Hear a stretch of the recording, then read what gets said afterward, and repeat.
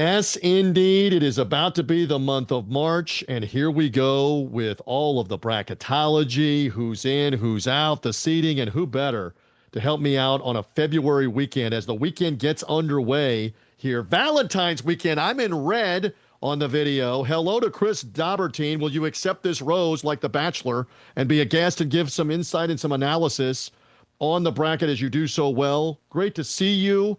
And it is our time, is it not, with the brackets? Good to have you. Yes, I will accept the rose even if I'm wearing black. I'm wearing a Rays sweatshirt today, going to be fully local.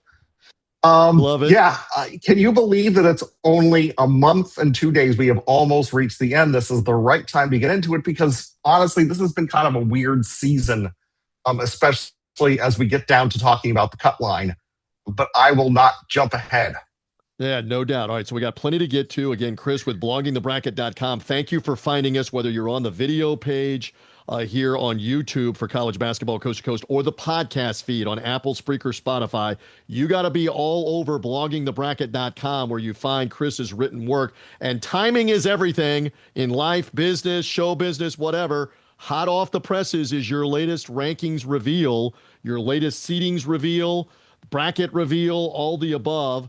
Let's start with the Big 12. So Arizona took a loss on Monday night to Kansas. Kansas, without Darren Peterson, wins the game. Now we have two monster games on Saturday. Iowa State hosting Kansas. They're off a loss themselves. Arizona hosting Texas Tech. Let's start in the Big 12 with all of that and with Arizona in the mix of it. Go ahead, Chris.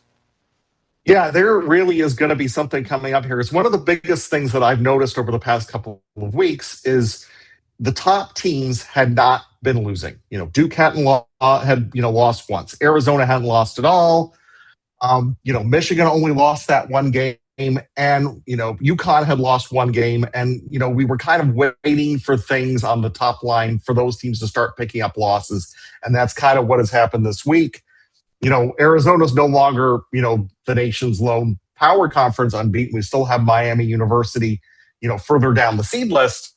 But losing to Kansas, that was kind of one of those games where honestly, I think if Kansas had been at full strength, they probably lose that game. I think that Arizona, was not able to really kind of take advantage of that slight roster issue that Kansas has had. Mm-hmm.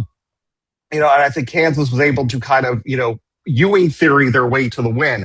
And that sets them really well up going into this stretch because you have Arizona on the one line, but you also have Houston as the top number 2 seed right now. Iowa State's on the 2 line. So that's another team that's kind of you got to keep an eye on. And Kansas and Florida are 2 teams right now that really are poised to jump onto that 2 line by getting some big results. And then you have Texas Tech on the 4 line. So you have all those teams still very much alive. And if Arizona is at the point where they're going to start picking up losses, that really can kind of open up the door for everybody else. But Arizona has 2 home games coming up, Texas Tech, and they get Baylor, and then they hit the road. And that's when I think they're going to really potentially have some problems. So let's check back in another week and see where the Wildcats are relative to everybody else. While we're here on the Iowa State subject with Kansas, so they play Saturday afternoon. We're in the preview mode here, but also big, even if they get that win, is they got Houston looming Monday night. They can really help their credibility in a hurry, obviously, the Cyclones. Yeah, I mean, Houston, like I said, is the top number 2 seed right now. So if Iowa State can knock off both Kansas and the Cougars at home, they get both of them at home, that I think really kind of puts them in great position, especially with Illinois, who is currently 6th overall in the second number 2 seed, having lost that game to Wisconsin on Tuesday.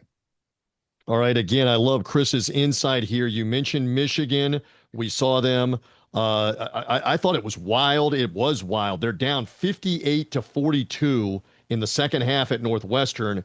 And then they reversed that thing in about 6 or 7 minutes of clock time where they're now up 12, 14 points. Explosive nights. Some of that is Northwestern is not good. They came in 2-11 in the Big Ten. But what about this Michigan team? Could they ascend? How likely? Let me phrase it that way.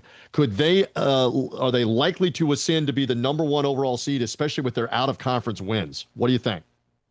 Yeah, I moved them up after the results, after Arizona lost, even though Michigan's loss is worse than what Arizona had, because the one thing you have to keep an eye on, and I've really been tracking over the past couple of weeks, is that Arizona and Michigan were pretty much 1-2 in every metric, both the result space metrics looking backwards and on your Ken Palm type, preview forecast metrics. How are you going to do in games in the future? After Arizona lost, though, Michigan pretty much jumped them on everything. So now Michigan is ahead of Arizona. I think there's only one of the six where Arizona is still ahead. And, that's the thing about Michigan. They can get themselves in trouble, but there is no team in the country that is, more capable, I think, of getting themselves out of it, as you said, as quickly as possible. And that's where the danger is for everybody else. So this keeps up. I think that Michigan is, if they can keep doing this, they're going to end up being number one overall in a month and 2 days. Yeah, and you got to go back and look. You can't ignore destroying Gonzaga and 2 or 3 of the other massive wins that they had out of conference. That's going to matter in this analysis coming out. And I'm not saying Arizona winning at UConn isn't going to matter. Arizona beating Alabama and Birmingham is obviously going to matter. What a debate. But, man, what a job Dusty May has done to this point. It's just a brawl in the Big Ten. So that segues Chris Dobbertean, bloggingthebracket.com, here with us. You've got 10 Big Ten teams in right now, 10 SEC, 9 ACC, 29 of the bids just from those 3 conferences. Add 8 more Big 12. The Power 4 there, I consider the Big East to be a Power 5, but the Power 4, you've got 37 teams out of those 4 conferences. 10 of them Big 10, 10, you believe 10 SEC going into the weekend still right now, right? Yeah, it's not anywhere near as good as the league was last year, because it was a little bit more spread out. This time it seems like, Florida has kind of come along and become the team that, really has solidified themselves as a favorite. But Kentucky's won 8 out of 9 games. And if they win in Gainesville, they're in a tie for first, and they have the head-to-head with Florida needing to go to Lexington to close the regular season out. So, Florida is best positioned in terms of having a really strong case for, a 2 seed at least as we go forward, but they have to take care of business this week. The Big Ten, it's just the matter of the fact that you have Michigan way out ahead of everybody. You have those 4 teams that are going to earn that bye to the quarterfinal on Friday in the Big Ten tournament here in Chicago.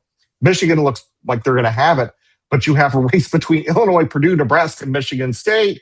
And now you have Wisconsin, who's won at Michigan and Illinois. They get Michigan State at home tonight, and that's kind of one of those tests for them. They haven't played quite as well at home. They lost to USC. That's a big reason why the Trojans are still in the field when they probably should have fallen out. That's going to be another test, because that's another team to get into that mix who would only have to play those 3 games to win the auto bid and get themselves out of an 8-9 game, which is where they've been for the past couple of weeks. If the Badgers can take care of that tonight.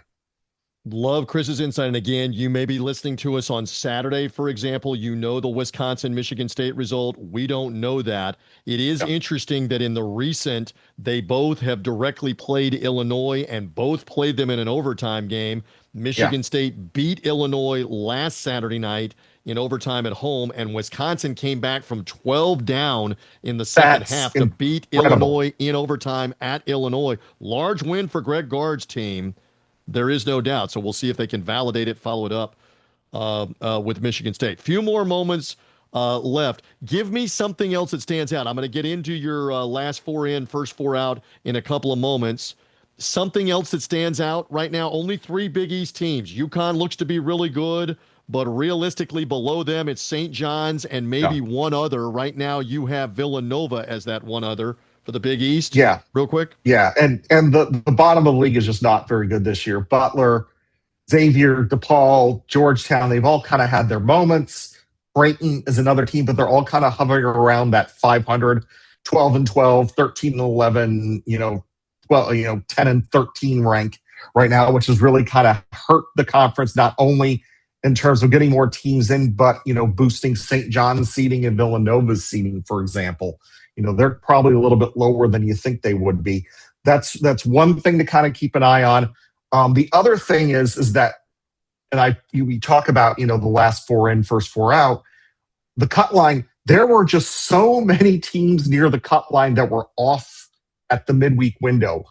You know, 8 teams won, 4 teams lost, and then 8 more were idle. So teams were able to make that played and won were able to make a nice jump that they probably won't be able to make over the weekend when there's a little bit more going on. Yeah, that's an interesting point that you make. So right now at bloggingthebracket.com, your last 4 in are Miami, USC, Virginia Tech, TCU. In the case of Miami, they beat North Carolina at home, narrow game. Virginia Tech, huge win, double-digit win at Clemson, helps their credibility. TCU, tremendous upset for them at home with Iowa State. That's the point you're making. Those 3 teams all made a statement midweek when some others were idle, right? Follow up? That's right. And the thing, especially we have 2 different contrasting things here with Miami and TCU. Miami is in great shape in terms of their metrics because they're 36th in the net. Their metrics are a little bit better than TCU, who is 47 in the net. They don't rank anywhere near as well in terms of the results or the predictive metrics, mostly because they're one of those rare power conference teams that has a win and a loss from each of the 4 quadrants, which rarely happens because they lost to New Orleans right off, on opening night. Yeah. Miami, on the other hand, they need that win against NC State coming up in Raleigh on Saturday because, yes, they have 3 quad 1 wins, but when you actually look a little bit deeper, their 3 quad 1 wins are North Carolina, okay, that's good, 25th, Wake Forest, and Syracuse, which are only quality wins because they won on the road. And it's the same type of thing when you look at their quad 2. Their best 2 quad 2 wins are Ole Miss and Notre Dame, who they beat. And, those are 4 teams that are not in the picture. So Miami needs to kind of, get some wins against teams like North Carolina and NC State because TCU's beaten Florida on a neutral floor and they beaten Iowa State on Wednesday. They beat Wisconsin. They've swept Baylor, beaten Oklahoma State. They have a lot of good wins over comparable or better teams, that kind of outweighs that bad loss to New Orleans and those couple others that they have. You have on your last 4 out, the Friday release on bloggingthebracket.com, Missouri, Ohio State, San Diego State, and New Mexico. I want to focus on the Mountain West. No East Coast bias here. Chris is also in the Midwest. The Mountain West has Utah State. We would agree right now they have an at-large strong case. They're in, even if they don't get the automatic bid. I'm saying that. You would agree with that right now? Oh, yes. For them. They're, all right, so do they have a second team, Mountain West? Do they have a third team? New Mexico got a large win at Grand Canyon midweek. San Diego State has a couple of good wins. Not a great resume. What work do San Diego State and New Mexico have to get themselves firmly in the field down the stretch in the Mountain West, Chris? They're going to have to keep winning. They're probably going to have to run the table on both of them because, again, the non-conference didn't work out for either team. Though New Mexico, I will say, has a really good win potentially against Santa Clara. Beat them by 27 points back on December the 6th. And if Santa Clara beats Gonzaga on Saturday and puts themselves in the driver's seat in the WCC, that's going to boost that win, and that's going to really help New Mexico out. That, I think, is really kind of it. I think it's going to be another demolition derby at the Thomas and Mack when the Mountain West tournament comes up, because I really think at this point, the strength of the league overall was not in non-conference, which has hurt them all as we've gotten into league play.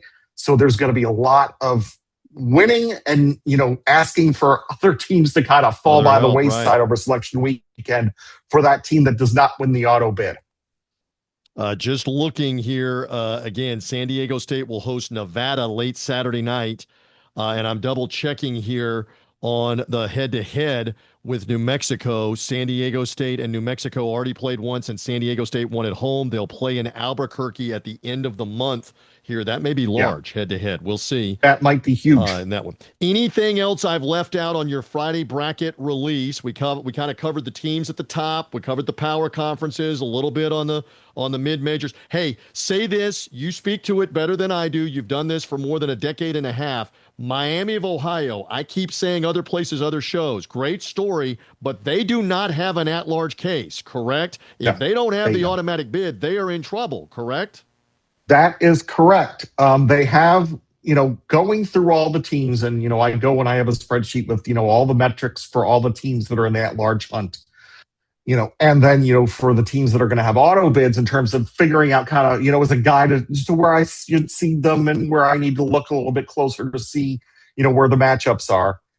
And Miami rates out as an 11 seed, but that's when you factor in them being in the field and the field being set. If you factor in them needing an at-large, they're not even close. They do not have, especially their predictive metrics, just do not like them. And then, of course, the result-based metrics. As we sit here right now, they have not played a team in the top 60 of the net at the moment. Yeah. Going into Valentine's weekend, they haven't played a team, much less beaten a team in the top 60. That matters, Chris. Illuminate it one more time. Yeah, and the other thing is they have 3 non-Division I wins, so that you take those out of the equation entirely. And this is a squad that I think, yes, it's a great story, but they're going to have to do it because they just do not have an at-large worthy resume, given what we know over the committee's years.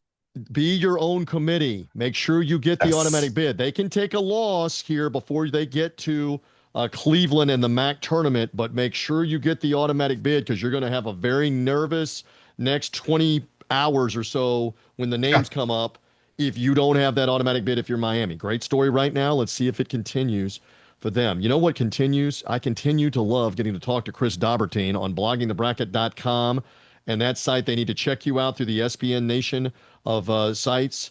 We love your insight. Anything else I've left out? We're almost to March. Anything else, or are we good?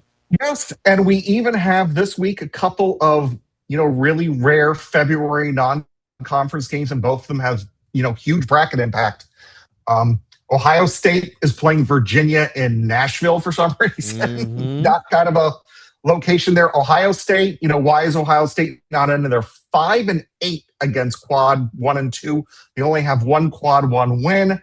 That's Northwestern on the road. So again, who cares? If they beat Virginia, though, different story.